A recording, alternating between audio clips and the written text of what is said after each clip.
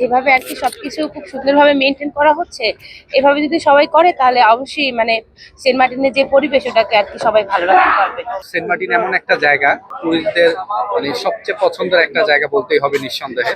তো প্রায় 10 মাস পরে আবারও খুলে দিয়েছে এই সেন্ট মার্টিন। এখন যেহেতু আমাদেরকে পরিবেশ অধিদপ্তর থেকে বলেন বা ট্যুরিজম থেকে বলেন একটা দিক নির্দেশনা দিয়ে দেওয়া হয়েছে 2000 জন পর্যটক, তো এইটার বিপরীতে আসলে আমাদেরও আর কিছু করার নাই, আমরাও বাধ্য হয়ে যাচ্ছি। হ্যাঁ, অনেক ভালো লাগছে, অনেক দিন পর যাওয়া হচ্ছে, আর এতদিন পরে সেন্ট মার্টিন খোলা হয়েছে, তো গিয়ে অনেক ভালো লাগবে। এই আর কি। সরকার যেহেতু নির্দেশনা দিয়েছে, সরকার তো আর না বুঝে দেয় নাই, ভেবে চিন্তেই দিয়েছে। তো যেহেতু দিয়েছে, আমাদের অবশ্যই নাগরিক হিসেবে দায়িত্ব থাকবে যে এগুলো মেনে চলে। দীর্ঘ 9 মাস পরে সেন্ট মার্টিনে পর্যটন যাওয়া শুরু হয়েছে আজকে। এখন থেকে পর্যটকরা রাত্রিকালীন অবস্থান করতে পারবে। এবার অনলাইন টিকিট এবং ট্রাভেল পাস অনলাইনে ব্যবস্থা করা হয়েছে। আজকের জন্য 1170 জন যাত্রী টিকিট ক্রয় করেছে।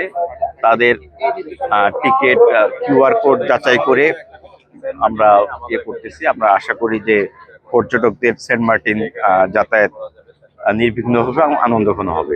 পরিবেশ অধিদপ্তর, জেলা প্রশাসন সকালে মিলে আমরা প্লাস্টিক পণ্য যেন বর্জন করে সে ব্যাপারে আমরা করতেছি এবং সেখানে যেন তারা মেনে চলে, সেই জন্য আমরা পর্যটকদের সচেতন করতেছি। আলহামদুলিল্লাহ অনেক ভালো, অনেক বেশি এক্সপেকটেশন ছিল সেন্ট মার্টিন যাওয়া নিয়ে। তো আবহাওয়ার যে অবস্থার বারবার যে ভূমিকম্প হচ্ছিল সবকিছু নিয়ে মানে কালকে পর্যন্ত শিওর ছিলাম না যে হবে কি না। তারপর 12টার পরে আলহামদুলিল্লাহ মেসেজ আসলো যে আমরা যেতে পারছি। তো আলহামদুলিল্লাহ অনেক খুশি।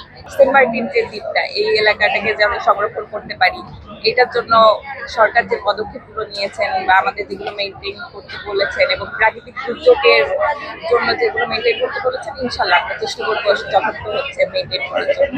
নিশ্চিত নিরাপত্তার মধ্য দিয়ে আমাদের পর্যটকদের ক্ষেত্রে আমরা জাহাজে তুলতে সক্ষম হয়েছে এবং সক্ষম হচ্ছে। এখানে নিরাপত্তার কোনো ঘাটতি নেই। টুরিস্ট পুলিশ আমাদের এই ঘাটেও আছে এবং আমাদের জাহাজেও আছে, এবং টুরিস্ট পুলিশ কিন্তু ওই পারেও আছে। সেন্ট মার্টিন থাকবে একটা টিমও আছে। সম্পূর্ণ নিরাপত্তার চাদরে আমাদের পর্যটকরা আমরা ওখানকে ভ্রমণ করা নিশ্চিত করব। তবে একটা কথা হলো ইম্পর্টেন্ট, আমরা পর্যটকদের বলেছি যে প্লাস্টিক বর্জন করতে হবে এবং পরিবেশ এবং জীববৈচিত্র্য রক্ষা করেই এই ভ্রমণটা যেন নিশ্চিত হয় এবং অন্য কারো যেন ডিস্টার্ব না হয়।